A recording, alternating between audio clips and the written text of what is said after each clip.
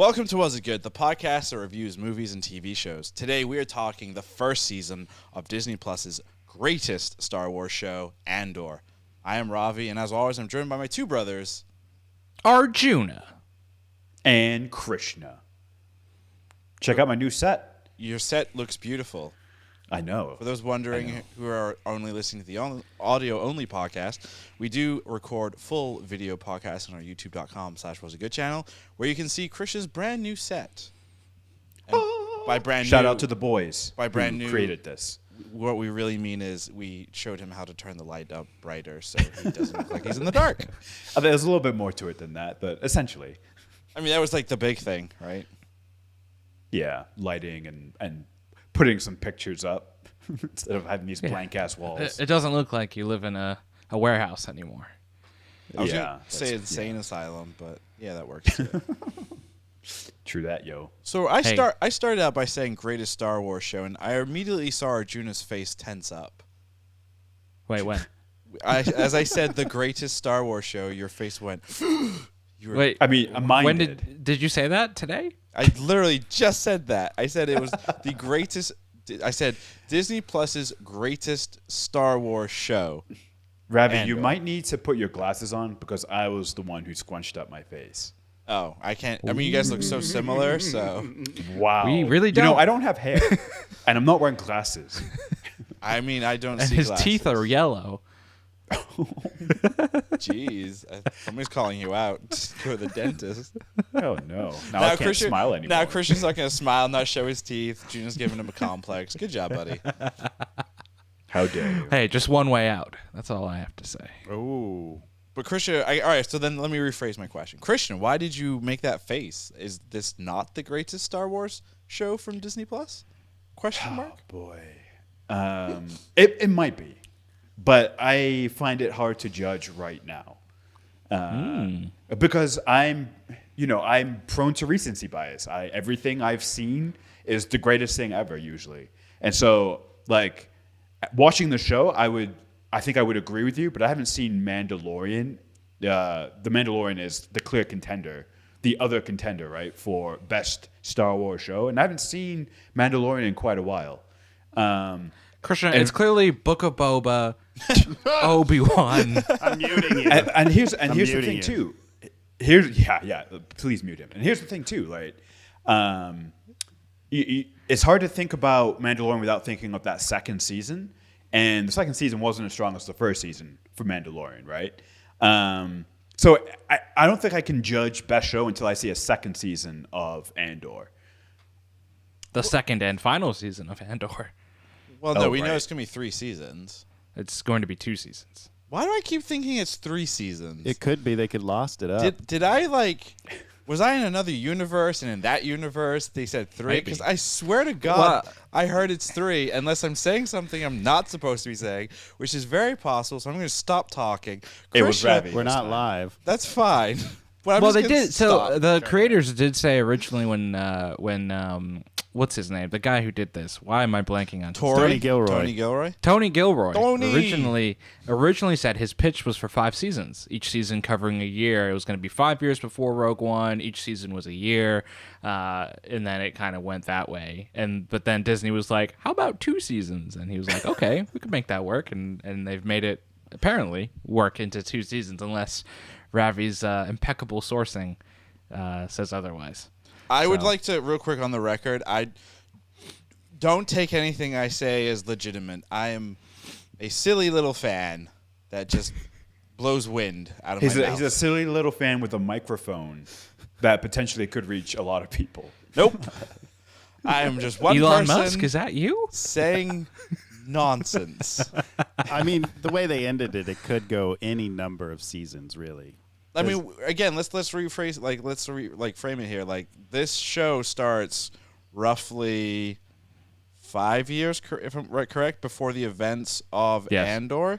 Now you're not listening to me. I literally a minute ago said this show picks up 5 years before Rogue One. I mean, I was typing something to be fair, so. Is that canon? Does that say it in the show? Yes, Andor says, guys, it's 5 years before the events of Rogue One. There was a soothsayer that's like, you're going to die in 5 years exactly. Well, do you remember is it the penultimate episode? So episode 11, when they've escaped the prison and they're back at the resort, and him and his buddy are looking out to the beach. Everyone kind of cut that shot with Andor's final moments on the beach Well, that's his pal from Rogue One too. Yeah, That's exactly. Scott. Yep. Melshi. Yeah, who's in the movie. So also dies. Oh yeah. I mean, everything about this show is tragedy, and maybe that's why I like it so much. If you really think about it, all of these characters are dead. I mean, yeah. I mean, you don't see any of them in Mandalorian. They're never mentioned in the sequel trilogy, so one would assume yes, they are dead. I'm gonna, in my head canon, B2 Emo. He makes it to the end. I kind of hope he doesn't, though, because it would break what is worked with the Rogue One formula, which is introduce characters and then have them die. Kill them all.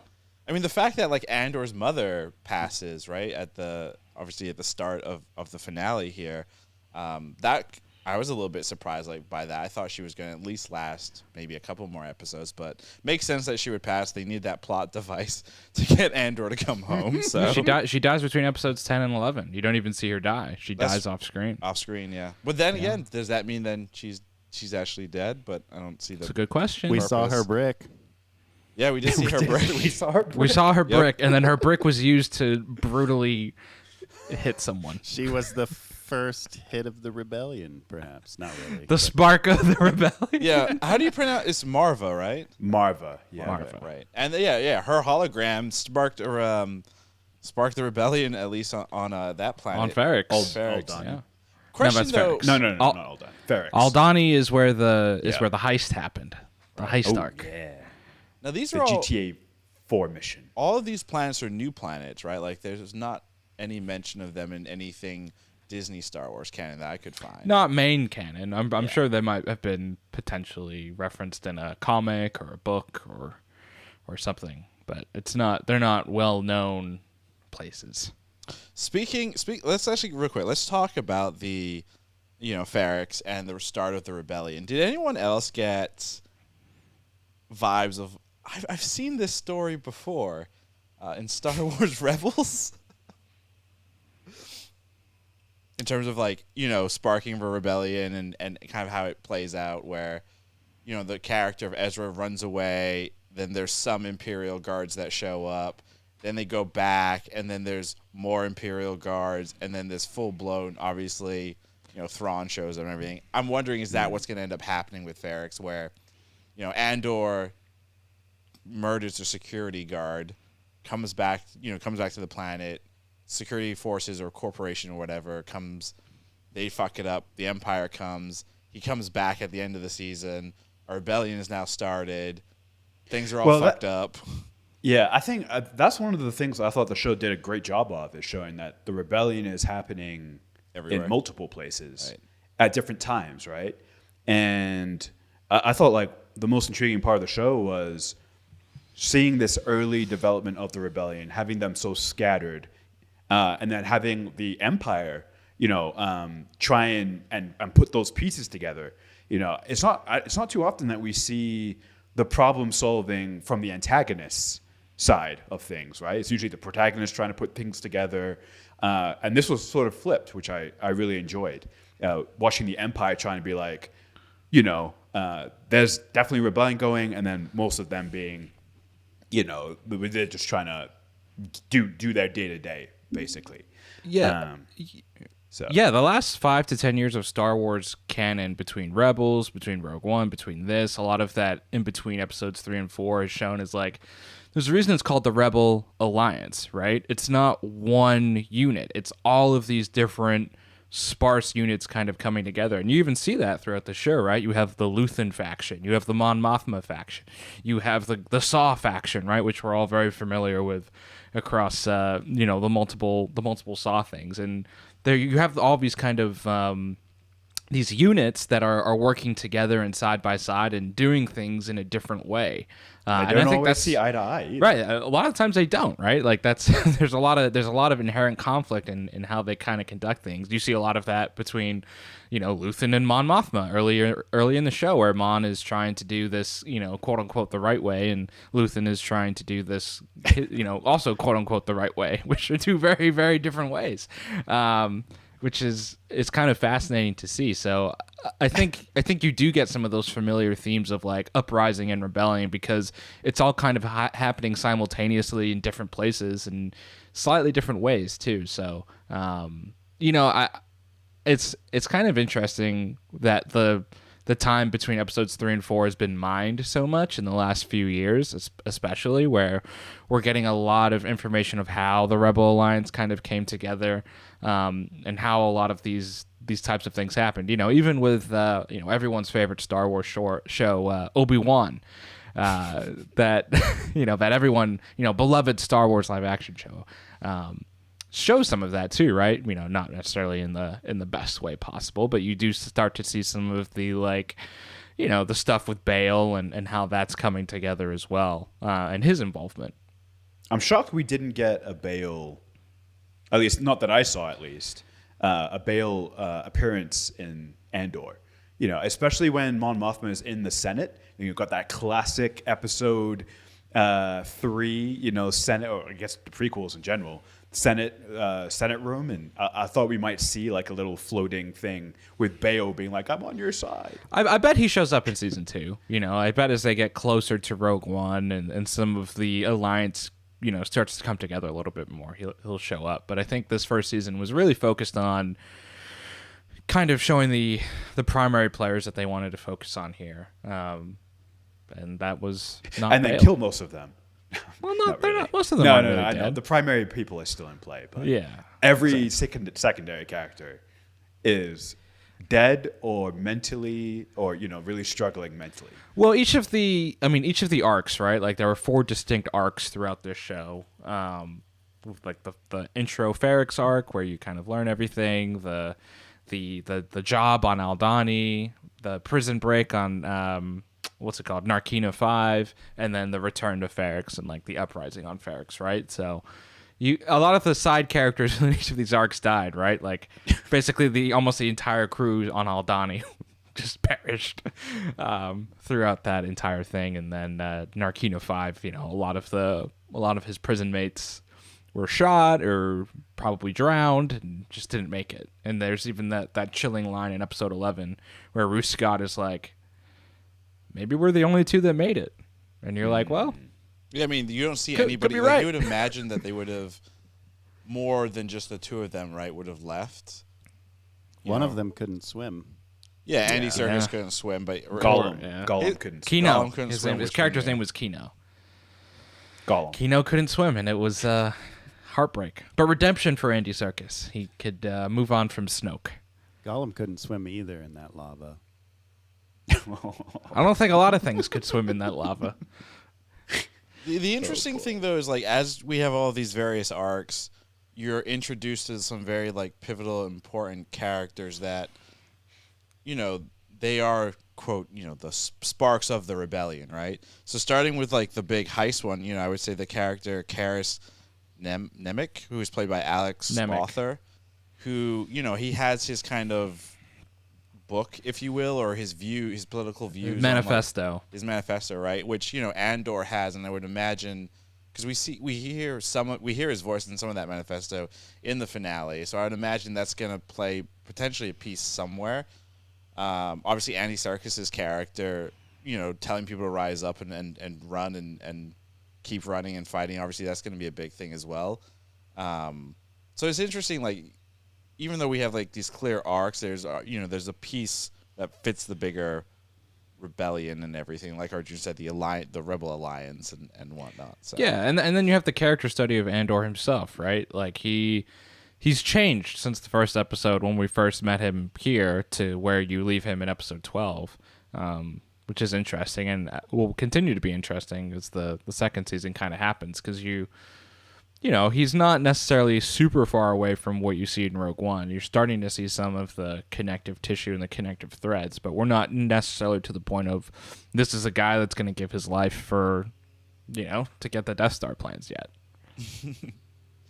I will say, Go ahead. yeah. I was just gonna say this show, more than any other Star Wars property ever, has put the word war in Star Wars. Like, this is the first thing where I felt like they truly showed like a realistic or somewhat realistic depiction of like what war is, and the different factions and the different ideologies. So I mean, yeah, I don't remember where I was going with that, but I just wanted to say that. No, it's a So good. thank you. It's a good transition for like the big, one of like the big complaints, if you will, of the show was a lot. People are going to find something to complain about, for anything and everything. That's just human nature, I think, at this point. But one of the big complaints was that it didn't feel like Star Wars, and I think that worked really, really well to start because you're shown these like really beautiful sets, these really interesting characters, and you were very much away and on the outskirts of like what this empire was doing, and it gave it a very classic like sci-fi feel, almost like it was doing.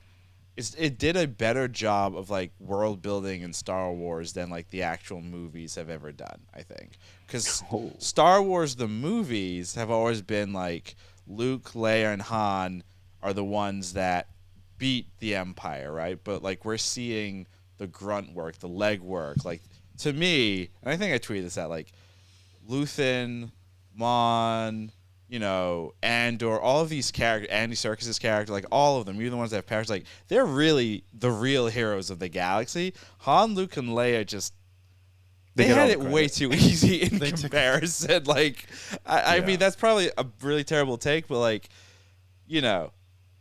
Luke shooting a thing, like, come on. He had it so easy. I mean, that is important. Like, you had to have someone take the shot. But I think the point is valid. I think the biggest difference is that this show doesn't have to deal at all with anything to do with the Force. So Star Wars has always tried to present this like equal side political stuff, this war, and Empire versus Rebellion, and then this mystical side of things. And Andor, I think its strength is that it doesn't have to deal with anything to do with the Force or the Jedi. It can focus all on the war itself. And I think that was a huge strength of it. I would love now for there to be a show that goes maybe the other way, focuses only on the Force, right? Like, forget about, go really deep into that. I would love a show like that. The Force Awakens? No, Force Awakens, you still have like the First Order, Yeah. I think our producer Lerman was making a joke there. Yeah, failed. I mean, on the Force Awakens part. The better things that I think we've seen of the Force, not unfortunately, I was gonna say unfortunately, but the better things that we've seen of the Force is definitely the animated stuff. Star Wars Rebels.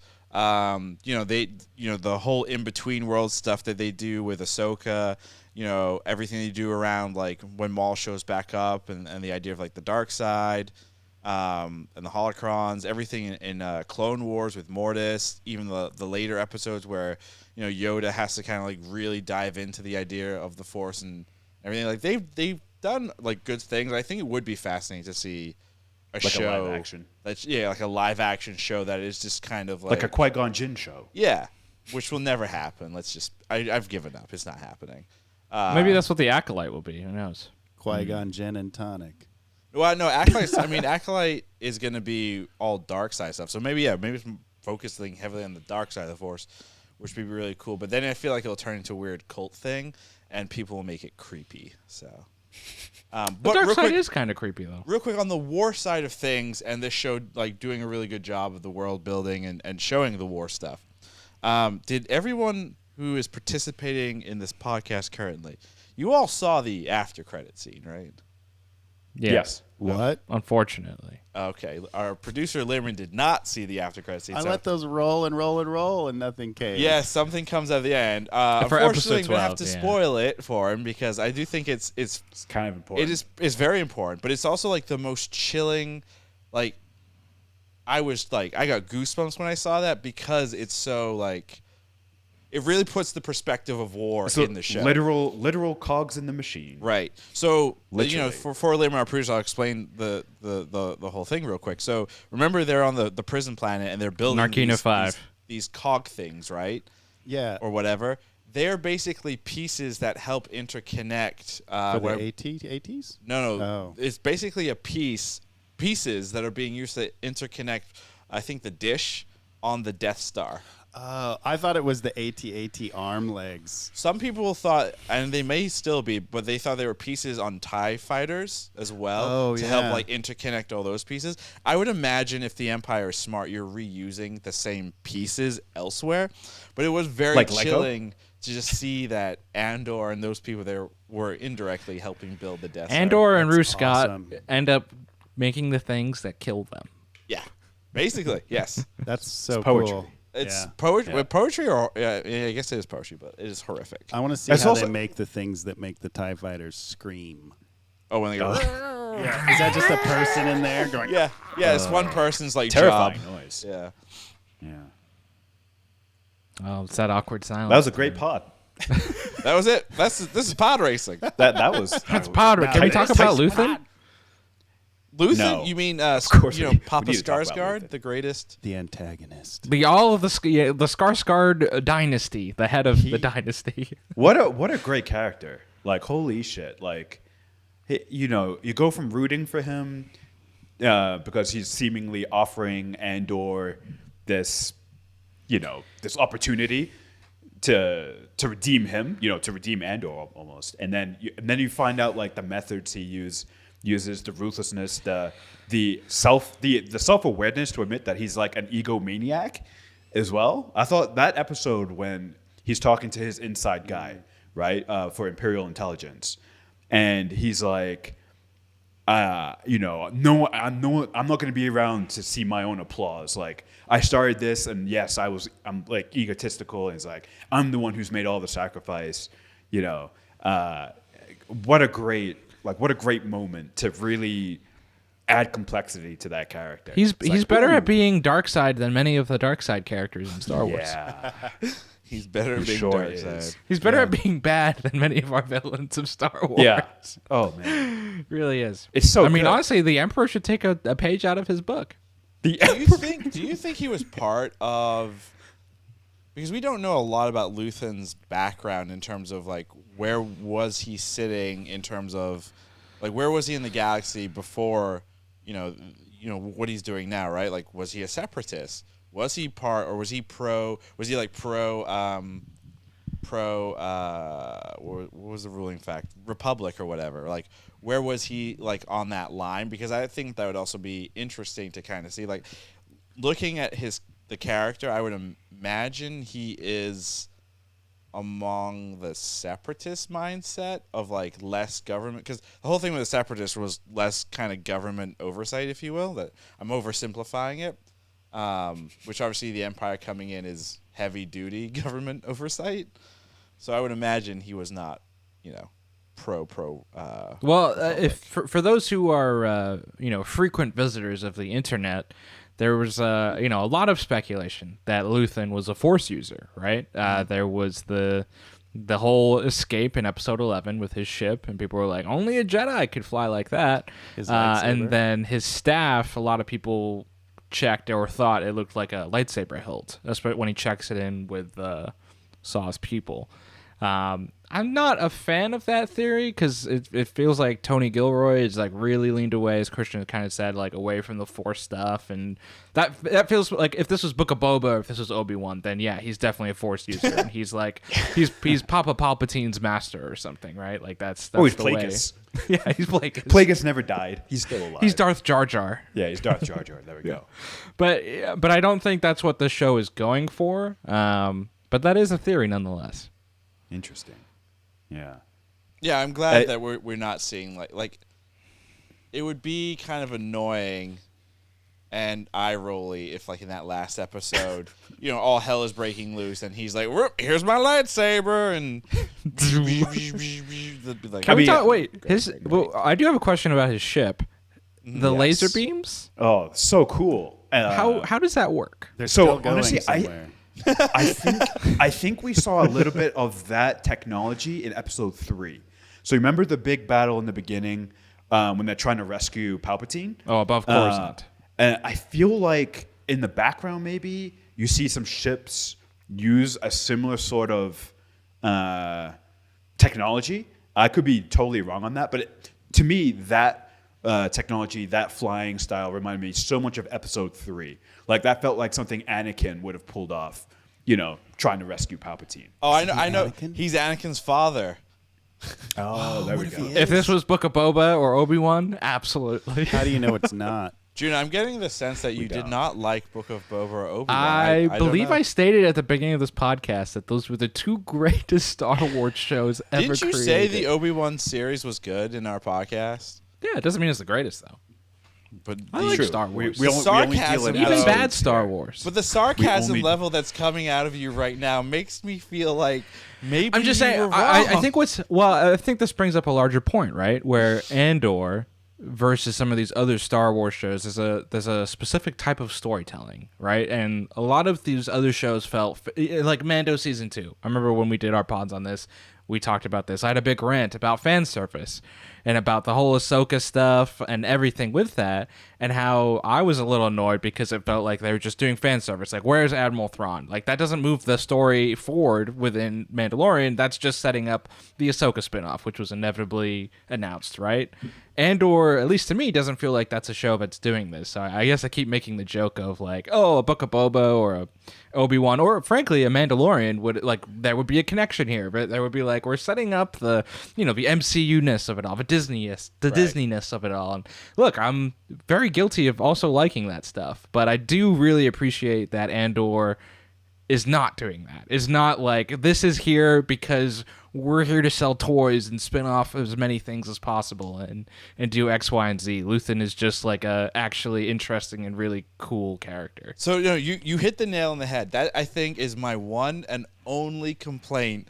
There's not enough toys for you. Yes. No, like, this is legitimately, like, my only complaint. Like, I love this show so much. And you guys, know that Christian's when I face is really amazing right now. like a show or a character, I want to, cosplay them or have the armor or whatever, or some kind of representation from that. And this show, I'm sitting there and I'm like, fucking nothing that I can, maybe. So what I'm thinking now is maybe I'll figure out the cog thing that they were building, and I'll just make that and be like, You'll be a cog. Why don't you? Yes, what about what? cock. Remember Luthen? Remember what Luthen's like cape that he's wearing in episode 10, Sure. where he has his epic speech. That's what you should wear. That's the fit, if you will.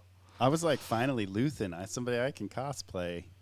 Old I mean, if and Learman, if weird looking. you're into it, I'll help you figure it out. Like, that would be cool. I will think for say set, I do want B2 emo toys. I would like those. I think there is one available. I think there's a Funko Pop. I mean, one there's on Funkos Amazon. for everything, right? Like, It's true. there's literally a Funko for Arjuna. What? Really? Would you guys like to see more Luthen story in season 2? I mean, that's the way to go. I mean, Well, not too much. I think Luthen works better if you don't know too much of his backstory. So I think while it'd be interesting to get that eventually, I don't want it given to us in season 2. I would But like it's season gonna- 2 to keep focusing on Andor, Right. and the rebellion building up, and the Imperial intelligence trying to counter all that. Keep Right. the focus there. Don't give us too much. but we know. I mean, backstory I to assume slow he's it going down. to die, right? He's obviously not around in Rogue One or Prove it. I mean, Yeah, or maybe he's he's such really a good. force, right? Like he feels like he is so in charge of the Rebel Alliance within the confines of this show. So either his positioning will change, or he dies. So I assume it's the latter. Didn't we? Or get he that gets in- frozen in carbonite. Oh yeah. I mean, that'd be interesting. Didn't we see in this I don't last know. episode that his hold on the rebellion is not what he makes it out to be, or that what he thinks it is?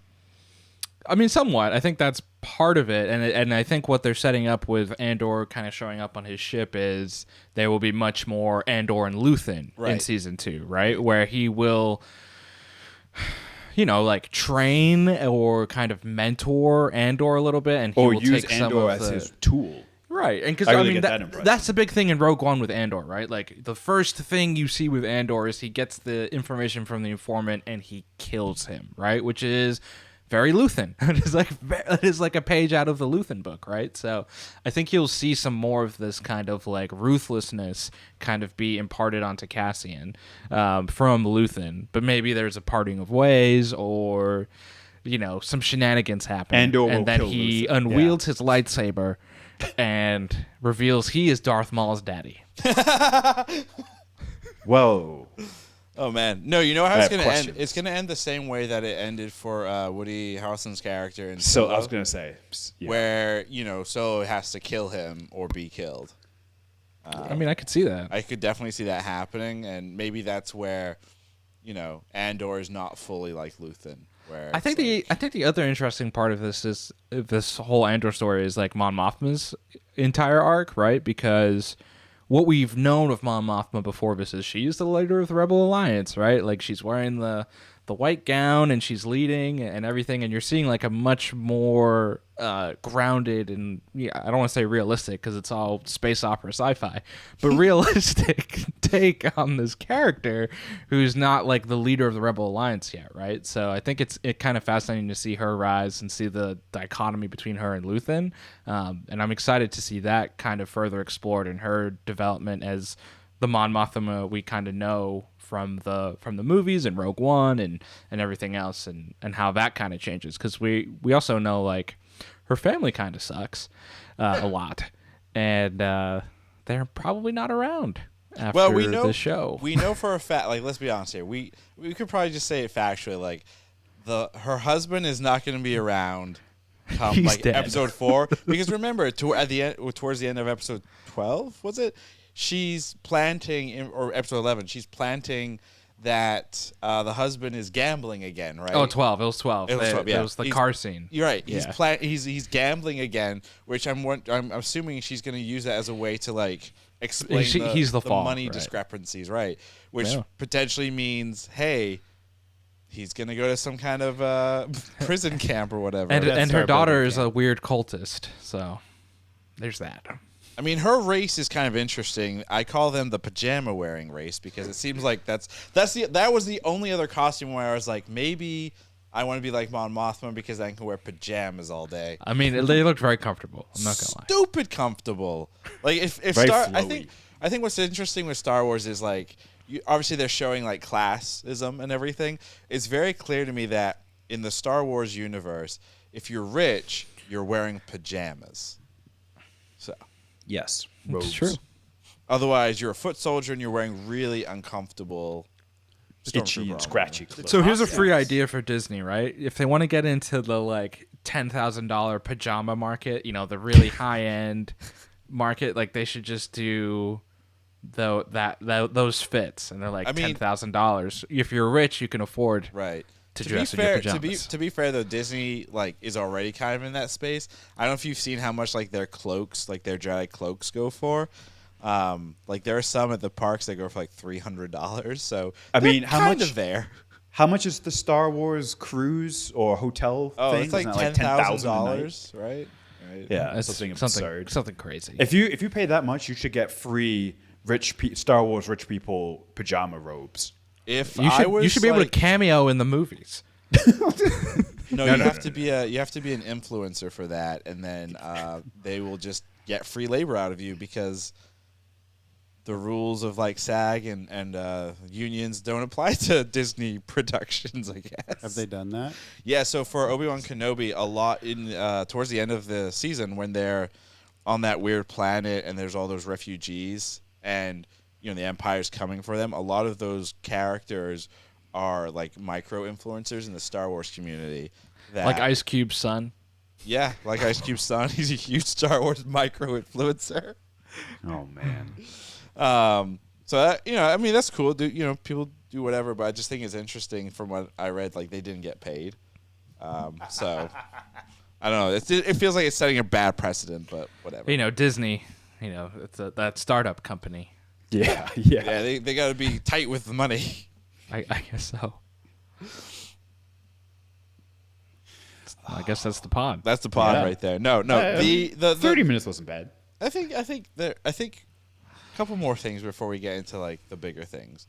B2 Emo, the greatest droid name in the universe. Is that its real name? B2 Emo, yeah. B2 Emo. Yeah. Oh, wow. Yeah. It was They call him B for short. B for short. And he is kind of emo because he's always just sitting there looking off into the distance. Sad. And Oh, being no. I sad. thought it was a joke that Arjuna called him that because he's always so sad. And No, no, no. "What, you're not coming with His me? actual, Will somebody please go with the droid for once?" Yeah. The neediest droid in the galaxy. That's still C3PO. One No. of my big bold predictions with B2 Emo specifically is I think B2 Emo is what evolves into K2SO. That's a good one. Either Or at least part of his like. right.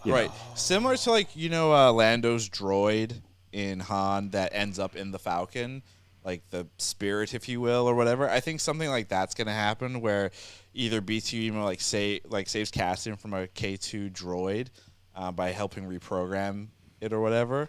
So I think that's where that's gonna kind of end up. I want to believe that in my heart of hearts, but as we've discussed, everyone dies in this show. Well, you do realize. Probably B2 Emo is gonna like just be crushed. So Arjuna, I would push back on that. What would be more sad? Killing B2 Emo in season 2, or having him become K2SO and knowing he dies in Rogue One. Yep, there you go. That's sadder, actually. That's sadder. I That's think. so much sadder. Yeah. So For sure. He gets to finally join them. Yeah. So yeah, he gets to finally join, and he gets go like on, a big adventures. robot killing body that can help out. Finally, I'm powerful. Yeah, finally, like I'm useful to Andor in his quest, and it's oh man, it's like a puppy that like sees its childhood owner or whatever go off to college and then comes back, and then the puppy's like, oh, the owner's gonna be with me, and then the puppy dies. Oh man, that's so It's the same idea. sad. This reminds me of Dragon Ball Z during the Martian Arjuna, Blue wait. arc. Arjuna, do you want to be making more DBZ remarks? yeah, I do, because Okay. it is our number one successful thing. So, True. but this reminds me of Dragon Ball Z and the Majin Buu arc when Trunks and Goten fuse to become Gotenks and go Super Saiyan 3, and it's all for nothing because they still lose. Sure. I mean, yeah, I guess. Yes. Go tanks Also, and Dragon Ball Super is stupid. there it is. Don't do it. Or Ravi, cut that and put that on. Put it up. Yeah, no, I mean, duh, obviously. We I have wanna- to or just the part of Arjuna saying, and DBZ super sucks. Or Yeah, DBZ, super yeah. sucks. Yeah. Stupid. Stupid. Where do you, like, I think we could, like, all jokes aside, we can safely say this is the best Star Wars show of 2022, right? Oh yeah, that's undoubtedly. Well, Juna, I will punch you. I really enjoyed nothing else. I mean, Visions was pretty good. It was different, which was nice. Well, that was last year, though. Was that 2021? Yeah. Never mind that. I was going to say that was probably the second best thing of 2022. Wait, so in terms of Star Wars shows that came out, or in terms of just Star Wars, Andor, Obi-Wan, Book of Boba, and that's it. And that one Studio Ghibli Grogu Yeah. short. Which, don't hit me. I'm not a big fan of that style. And that short was just, I don't know. I don't know what You the don't point like was. art. I mean, I guess. I guess that's okay. I don't have to like everything. That's deemed Oh, there was art. also the Star Wars animated thing with Dooku and Ahsoka. Oh, that's right. Oh, The- Tales that's of the right, Jedi. Tales of the Jedi. Tales of Forgot Jedi. about That was that. that was That was pretty probably good. Yeah. That's that actually was probably the pretty second best thing of Yep. Star Yeah, Wars. easily. But was there anything else Star Wars that came out this year?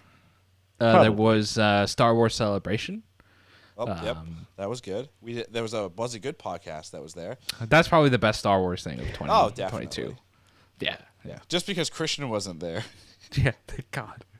Damn you, COVID. Oh, does the 20th anniversary of Attack of the Clones count as a new Star Wars thing? Because this was the first time that Attack of the Clones celebrated 20 years.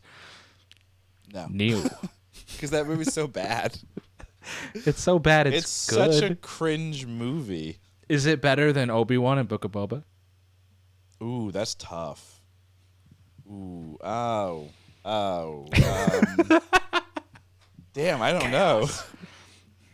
You know what? I would that's say an impossible question. my gut is to say Attack of the Clones is better, but more because there's personal memories behind the film. Like the first time, because again, Attack of the Clones, first Star Wars film we ever saw in a theater, so that alone makes it a top tier thing compared to like Book of Boba and Obi-Wan.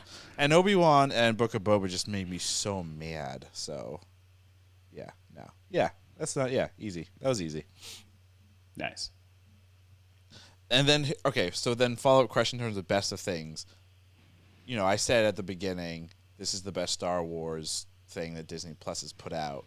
Forget Mando Season 2. I know that's difficult.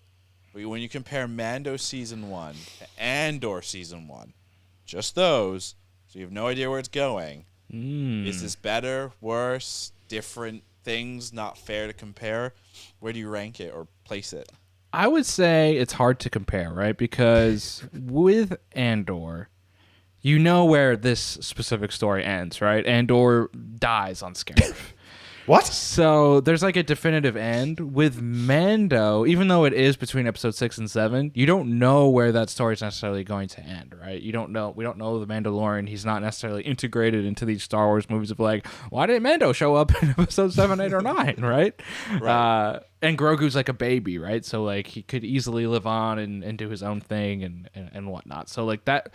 There's more open-endedness to this, while Andor, like, prequels are tough, right? Because you have to fit into a very defined structure and like narrative, and you kind of know the end point, and you have to still make that like exciting and different and whatnot. So I don't know.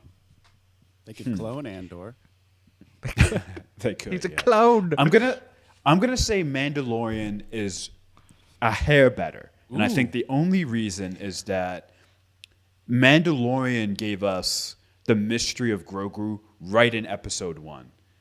And that carried us through, like, all the way. And it still carries us through. In fact, it's that mystery, that episode 1 of Mandalorian is literally carrying the entire Star Wars universe on its back right now, to be honest.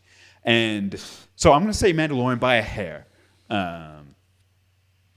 Whereas, like Arjuna said, like Andor, you kind of know where it's going. That being said, it's still really compelling. It's really compelling, you know. And if you do prequels right, they can be very powerful. And I think the best recent example of that is Better Call Saul.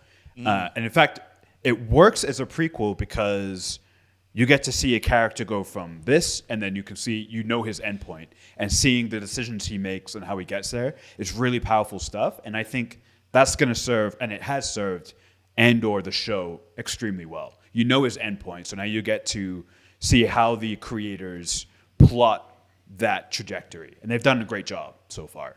I think I'm glad you brought up the episode 1 thing of Mando, because that's like a pivotal moment for Star Wars. But I will say episodes 6 and 10 of Andor, which is the heist for Andor, with a finale where you have like the really cool star thing, and they do that whole thing, and then episode 10 being the actual prison break, are very comparable in terms of just like being these really big peak Star Wars moments where it just felt like an excitement around Star Wars again, right? Which we just haven't necessarily felt. I mean, I guess you also felt that in the Book of Boba when it was The Mandalorian season 3, but no. I will say that heist episode is the most exciting Star Wars there's ever been. So that was like straight up, like, you know, when you go to a good thriller and you're on the edge of your seat, and you're like, I think my heart was slightly racing. I was like, oh my God. You sure that wasn't the coffee? That might be peak Star Wars, to be honest, right there. yeah. I think the big one, I think I'm going to say Andor is the better one of the two, because it has a harder job, I think, than what Mandalorian has, where Mandalorian is opening new territory, and, you know, Star Wars is supposed to be a galaxy a very big galaxy, long time ago, far, far away, whatever, and not just about the fucking Skywalkers. Both shows have done a really good job of like staying away from those annoying families. Like, I think the other big thing that this show did really, really well was not showing fucking Vader. Like that, Or alone, Palpatine. Or Palpatine. or Papa Palpatine. Like that alone, like we get it. We get these two jackasses are fucking everything up, and they're scary. Don't have to keep like reiterating that. It was more effective, I think. Like we heard a ton about Palpatine, right? Palpatine is this overarching menace over this whole show, and the fact you don't see him, it's just the fear from the Empire, the fear from the rebels over this shadow, who we know enough about. We don't have to see him, but seeing their reaction, without having to see him, to see Deidre and all the other kind of like internal Empire white coats just kind of like, oh, we gotta do this for the Emperor, like, was very effective. Especially like it's a character we've probably frankly seen too much of. You know, we don't need to see no more wrinkly old Papa Palpatine anymore. Right. So yeah, because of those reasons, I would say Andor is the better first season of the shows because it's reworking reworking things that we already were aware of, and then expanding on that and doing a great job of the whole world building. You know, we know the Empire is bad, but you know, watching this show, I was like, man, I have the Imperial cog as a tattoo on my wrist. I'm legitimately considering like maybe I should like cover it up because they really are some bad people, and they're tyrants. They're very You didn't much realize tyrants. that when you like, got it? but when I got this, it was less realistic. I got this tattoo pre-Disney Star Wars, when Star Wars was very much the new space sci-fi show. Pew pew pew. Like it was very, I don't want to say kiddie, but it was very much not adult themed. And Andor is, I think, a more adult oriented show where it's going to show you the things that you don't like, while Mandalorian is going to be, oh look, the baby threw up, cute. You know, like it is different. And Yeah, for sure. what's also interesting, like my next point is, this show does not, like, everyone, like Disney Plus keeps their numbers obviously internal. I'm not sure how people are getting the numbers, but you know, the big one is that the big argument is that this show, viewership wise, is less than that of a Boba Fett or a Obi-Wan Kenobi, and that not even critically, but in terms of just impressions and reach of the show, has not done as well as those other Star Wars Disney Plus shows. And then there's also, you know, I think it's FX, Hulu, and some other Disney-owned networks. ABC. They're putting the first 2 episodes out for, you know, free, to, you know, potentially, I guess, to try and get people in to care and watch the show. So I think that's all kind of like, you know, obviously very fascinating. And I hope, though, it's not going to be a factor where we get more Book of Boba and less shows like Andor. I think, unfortunately, it is, right? Star Wars is for good or for bad. And you kind of mentioned it, right? You're like, where are the toys? But, like, Star Wars is built off merchandising. And, like, that's what helps boost the numbers all across. It's like, why do we always have Jedi and Stormtroopers and Death Stars showing up in Star Wars? Because they sell. Because people buy those toys and care about that stuff. And when you're missing those elements, that's also kind of why I didn't like that Death Star shot, the after credit shot, because it's like, oh, like they put that in to sell toys because like this is, you gotta make that connection to Star Wars, right? That like overt one. So I think that's part of it. And like it's unfortunate because this is the best Star Wars thing we've gone in a long time, but is it going to scare execs off where it's like, oh, well, great. I'm glad like the critics like it and, you know, people like it, but like people aren't watching it. So we're not going to continue to make this type of stuff. We're going to make Book of Boba Season 2 instead. Please, God, no. Ew. Thad said he liked Book of Boba better than Andor. That was a friend of the podcast. I mean, I can only think Thad is and sick, or you know, someone needs to check on him. He's not in a big city anymore, is he? And I hate to say it, but I feel like that is a factor in how you judge these shows. I'm just gonna put that out in the world and just move on. Anyway, Rabbi, actually, what I find interesting is Andor touches on like the grayness of Star Wars, much like Rogue One did, much like your favorite Star Wars movie, Episode 8 did as well, right? Oh my God, they mentioned Canto Bite in this fucking Yes, show. they did. I was so pissed. Casino. Excellent. I was so happy. I was like, Yeah. Also, You I big thought it was cock. just interesting that Canto Bite seems to have been around for a while. You know, it's this Well, gambling. yeah, it's a gambling planet. Like its Yeah. whole purpose is to gamble. So but it is interesting, right? Because it does feel like a lot of those same, not to single out Ravi, but and not Ravi's reason that he doesn't like Episode 8 is because he just doesn't like Canto Bite. But a lot of people didn't like Episode 8 because they're like, no, like we don't like this grayness of like everyone's good and evil, and that was a little bit in Rogue One, and that's obviously very clear in Andor, right, with like the Rebel Alliance and the Empire. And it doesn't, a lot of the louder Star Wars fans have pushed back on like, oh, this grayness of Star Wars is like not our Star Wars, right? It's not the good versus evil, the Empire versus the Rebel type of stuff. And I'm kind of interested to see like a company in a structural standpoint of like, how does Disney navigate this, right? Do they just lean towards like, you know what, like we're just going to go back to like the Star Wars that everybody, says that they like and do like the good versus evil stuff, or are they going to continue to try and diversify a little bit and maybe lean into the grayness and Right. as Chris, even like what Christian said earlier of like, do something that's pure force and like just do some weird stuff. I'm kind of curious. Tying it back to like the news that broke, I think last night. Yeah. Disney's CEO has just changed. It's gone from Bob Chapek back to Bob Iger. What? And Andor was greenlit under Iger. So it was a pre-Chapek thing. So the fact that the head of the company is back, the former CEO of the company is now back. If it was under Chapek, I would argue, yeah, most likely we would not see more Andor things. We would see more Book of Boba Fett type things. But now that he's back, I do wonder, and I'm somewhat hopeful that, yeah, maybe we're going to get more. Maybe we'll get Christian's like Force-focused show or whatever, which would be great.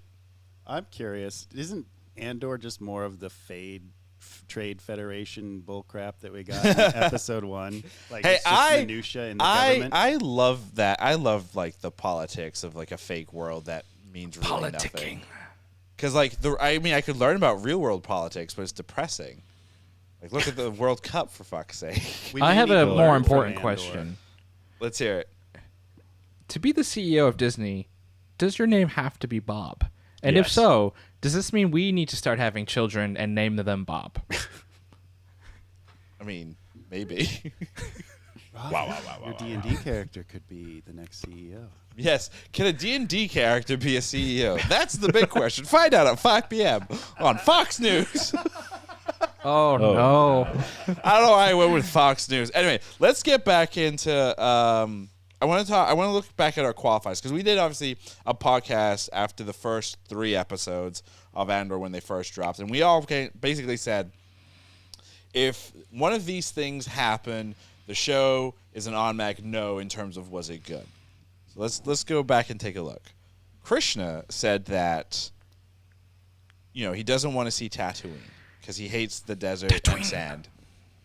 And we can confirm now, Tatooine did not show up, and I don't believe it was even mentioned. So, Yep, that makes me very happy. We're getting breaking news. Season 2 of Andor only takes place on Tatooine. Breaking news. I had said continue to not be a Star Wars story. So, Stormtroopers, Jedi, Sith, Emperor, focus on new characters. I would argue we got a couple of cameos here and there. So, for example, we had some characters that were, familiar to us from Clone Wars. Wolf. But in terms of like big name characters, like a Palpatine or Vader, they didn't show up. We did see Death Troopers, which And Stormtroopers. and Stormtroopers. I mean, Stormtroopers were a given, but I was and Shore Troopers too. When he was on Vacation Planet, that's what we're gonna call it, by the way, Vacation Planet. So I thought that it was good. It was still not a Star Wars story in the sense of here's Obi-Wan Kenobi and all these cameos and people and everything. And then Arjuna finally said, don't overuse Jedi legacy characters or legacy characters. And again, I think we were okay. We didn't see any Jedi. Except for Luthen. It's true. Luthen is not a Jedi. He's actually Yoda in disguise. He's actually a Sith, the big bad Sith. I Ooh, what if he is? A Sith, and he's just manipulating this the whole way Yeah. through. He's Pelagus. That'd I be mean, great.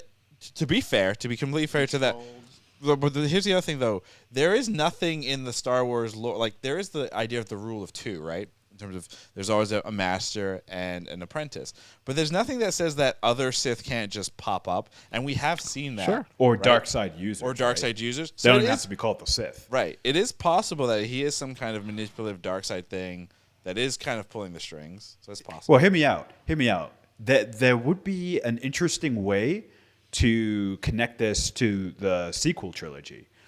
If the rebellion or a part of the rebellion is founded upon the foundation is a little dark side, right?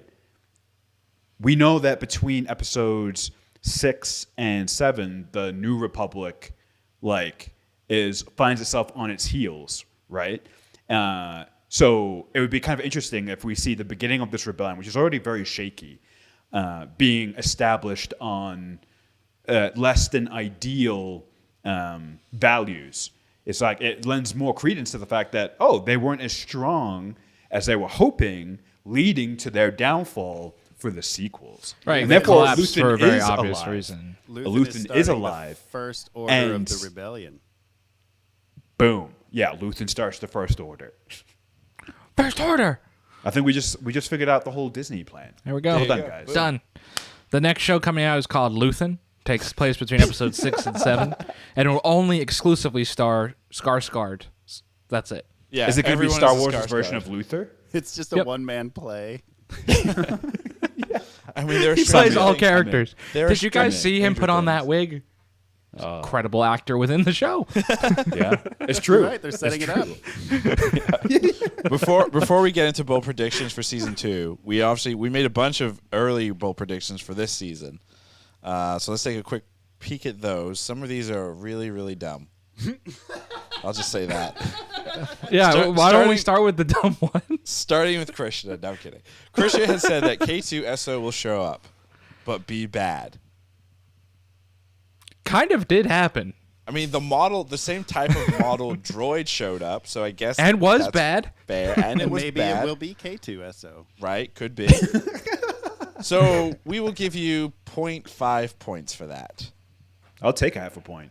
Nice. I said Cassian. Oh, so mine's a bigger long-term one where I had said, essentially I said that Cassian won't die in Rogue One and that this show is going to not retcon, but show us a character. My thinking was Bix will come in and save him at the last second. So. But leave Jin on the beach to die. Do you still believe that? Wait, we'll give you now time to. No, I rescind still believe bold that it prediction. Give you an out. I still believe it could potentially happen. I mean, it could.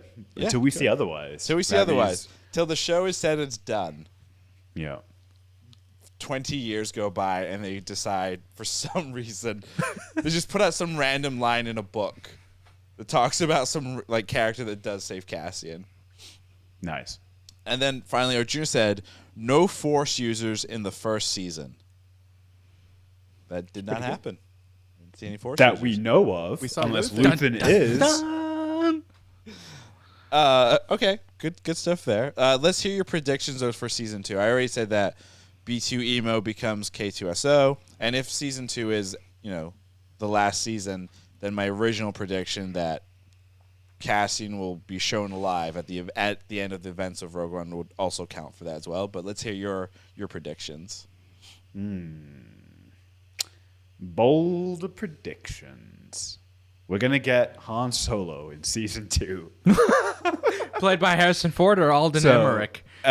Probably Alden, but here's why I think it's a possibility. And if it's not a direct appearance, I think A mention? at least a mention or something, or some kind of connection, because Mon Mothma is getting into interesting financial straits, and she's starting down this more seedy, criminal-ish avenue of transferring money, and a big profession for transferring money somewhat illegally is smuggling. And so I think there's a very natural way I think you can get Han Solo in. The other thing as well is that Obi-Wan gave us young Luke, young Leia. I have a feeling that Disney is gonna do the Marvel thing, put themselves in where, we've had young Leia. Let's get ourselves a young Han in one of these shows. And I think Andor would be the best show to put him into in some way. Remember, though, like in terms of time, we've already seen the young. What is the time? With Solo, because Solo, the movie. Oh, yeah. I just mean for the shows, though. For the shows. But we have the actor already. Alden Ehrenreich. No. Yeah. I understand that. I just mean for these shows, I think they want to put in some of these Juno's line legacy characters because I think it helps drive traffic to the shows. To be honest, How do we know that kid wasn't Han Solo? We don't know who his parents are. That one at the end, she was going to marry their daughter. Mon Mothma's daughter was meeting. I think at this time Han's older. Yeah, we already know. I think Han. we already know. Yeah, Aldrich's Han would be the Han. He's that old? Yeah, he is Yeah. significantly older than Leia. It is. If you think about it, it's actually really creepy. It's super fucking creepy. Yeah. There's like a 15. I had no idea. There's like a 15 plus age gap between the two characters. What? He's And- too and- busy with Indiana Jones 5, so. Yeah, whatever. Oh, boy. It's all weird. But Yeah, Han Solo, book it. All right, Solo in season 2. Cool. I hope I'm wrong though. By the way, I will say I hope there is not a Han Solo, but I just have an itch. You know what I was hoping for? I was hoping that we would have seen a Grogu reference somewhere. This is the show where it would make the least amount of sense. To I be know, honest. that's why I want to see it. I say it has You just to see make sense. you see a K2SO just holding like a little Grogu in the background, Yeah. like swinging him around. I don't know why he'd be abusing him. Because he's trying to steal chicken nuggies. 16 years. is his Get your sentence. hand out of the nugget jar. What would you have done though if like you're like on the prison planet and like Grogu's a prison? working the line? Oh, I do have a quick question. One observation for the prison planet, real quick. They're all human. All humans and Yep. all men. So, I mean, the gender thing makes sense. You probably want to separate men and women, but all humans. And I thought that was interesting. It's probably Well, we know the Empire's racist. Well, yeah, we do know that, but it's also I think they separate. So why wouldn't there be more aliens? They're doing in something jail. even more menial. Oh, there you go.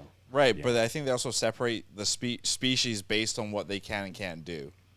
That would make sense. Right, like That if would you make a have lot of somebody sense, that has like 6 arms or whatever, that's probably either A, too easy or inefficient or whatever. So remember, the Empire is all about efficiency.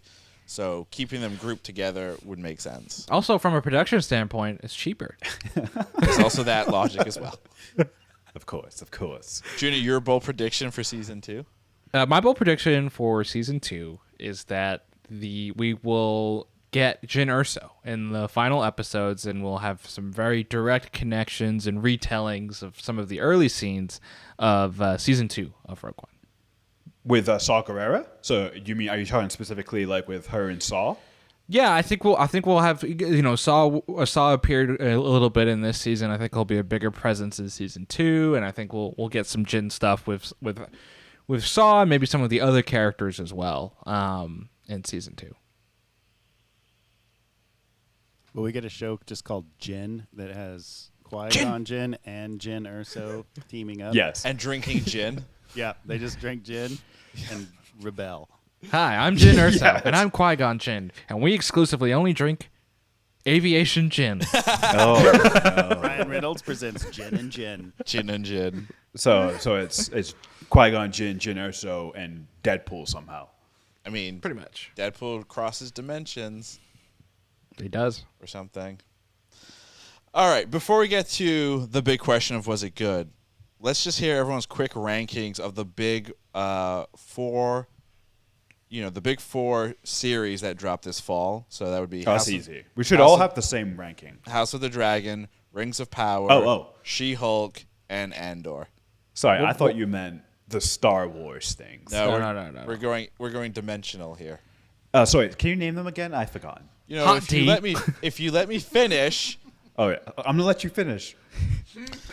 So that's going to be Hot D, Rop, She-Hulk, and Andor.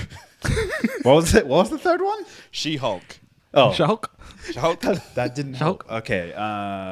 Who wants to go first? I mean, I think you should go first, Christian, as you're clearly the one Damn. paying the most attention. I can go first. And this is with the caveat that I enjoyed all these shows, and I think they're all good. Stop Number with one. your positivity. Number 1, Andor. Ooh, big surprise. Number 2, Rings of Power. Ooh, I'm surprised. Number 3, She-Hulk. Oh, number I am 4, surprised. Number 4, House of the Dragon. Wait, really? Wow, That's interesting. an interesting ranking system. I'm gonna go, and I just like Arjuna said, I found all 4 of these shows very entertaining. Surprisingly, because Same. I was not excited for any of them before this year. In fact, I was like, oh god, here we go. And every single one was entertaining on some level. I'm gonna go backwards. I'm gonna start with my least favorite to my most favorite because it's more exciting that way. Least favorite, 4-1. or 4 out of these 4. She-Hulk. Number 3, Rings of Power. Whoa. Number 2, House of the Dragon. Number 1, Andor. Whoa. Okay. Well, then I'm going to go my best to least. Middle to Yeah, I'm going to No, go. start in the middle. I'm going to go 3, 2, 4, 1. Perfect. I'm going to go Rings of Power as my favorite. Oh, wow. Okay. I'm going to go Andor as my second favorite. She-Hulk as my third, and then Hot D at the end. Oh wow, interesting. Yeah. Cool. Mostly because Cool. Hot D is stupid. Anyway, let's ask that question. Wait, I thought we changed your. Never mind. No, but I mean, in comparison, yeah, you changed my mind for sure in terms of the whole season, right? That was the whole thing with House of the Dragon. But I still had more. I enjoyed She-Hulk more than I enjoyed House of the Dragon as a whole. Shocking. I think Arjuna I'm put shocked. it best. She-Hulk was you just kind of put it on. You don't feel the pressures of the universe type show. So Yeah. And it also showed some, like, much needed that like Marvel can like actually do something slightly different, which was nice.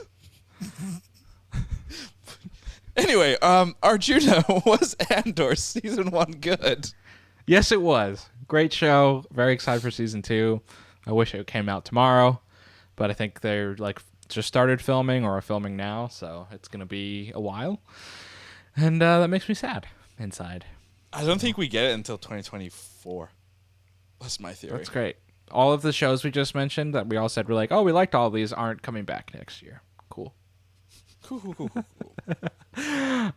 Krishna, was Andor season 1 good?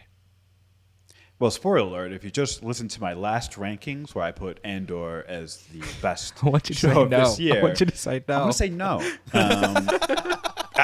Because chaos. No. It was awesome. I really enjoyed it. It was very different Star Wars, and I think it was much needed Star Wars. Much more serious. Shows us more of the horrors of the war in Star the Wars. horrors, Krishna? The wars. There's so many wars. So yeah, it was great. Ravi, was Andor good? Andor was fucking good. Great. Oh yeah? I miss it, and I will legitimately rewatch this probably very soon. Yeah. Just because it's great. It's good. And I'm sure I missed out on a bunch of stuff. Can I ask you guys a question real quick? No. What was your favorite episode of the show? I'm gonna say the heist. I'm gonna say the heist episode. for Episode me. 6? Yeah, just because I was like, it was as good as any thriller in terms of like my emotions and my interest in it. So yeah, that episode, the heist episode. I think It episode was so beautiful too. 10 is my favorite because it shows the real dark side to the Empire. And like then it gives you like hope, but then it's still kind of shitty. And then I think the finale was also really, really good too. Just the build up towards the end of like the citizens and the unrest and everything and the stupidity of the Empire. Like, why didn't they shut that shit down way sooner? Did you guys think Deidre and Cyril were gonna kiss? I did. Very much I did. I'm very thankful they didn't. It was such a weird scene. It was so weird. We didn't really talk about such a weird those. Yeah, those two those a lot. two. But I think we're gonna see some interesting things with those characters for sure. I believe Deidre is based on. I think she's called at one point Iceheart by Bix or something, or one of the characters. And Iceheart is a very prominent character in the Rogue Squadron novels. Oh. And she has the same physical as the intelligence officer that Rogue Squadron is going against in those novels. So I thought that's you're something of a Deidre expert, Krishna. I wouldn't say that. Arjuna, did you have a favorite episode? Yeah, I mean it's between 6 and 10. God, I really like both of those a lot. That's why I asked them, because I can decide between those two. Oh, in we split the particular. difference. What about the episode where Luthen escapes? To me, that was the best. Like Episode 11, yeah. 11, I mean that has I the really speech, liked. that has the escape. To me, that was the one. Well, But the I'm speech just is the guy who episode presses 10. buttons. The speech was 10.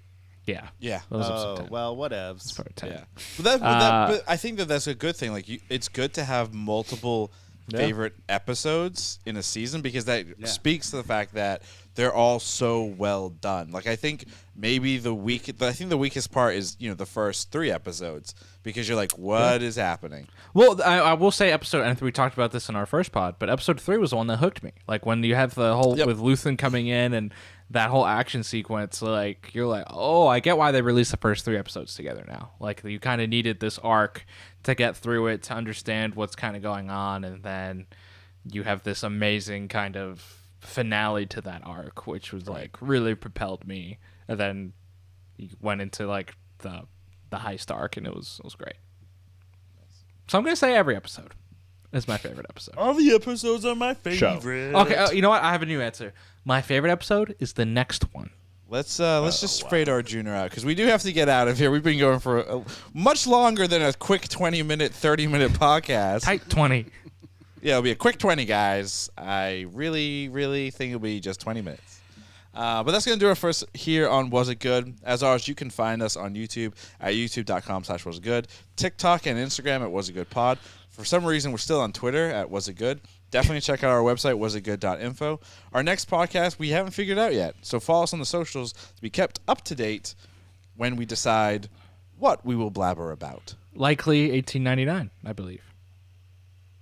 Yeah, I need to start that. Fuck. Yeah, me too. Same. Me too. Goodbye.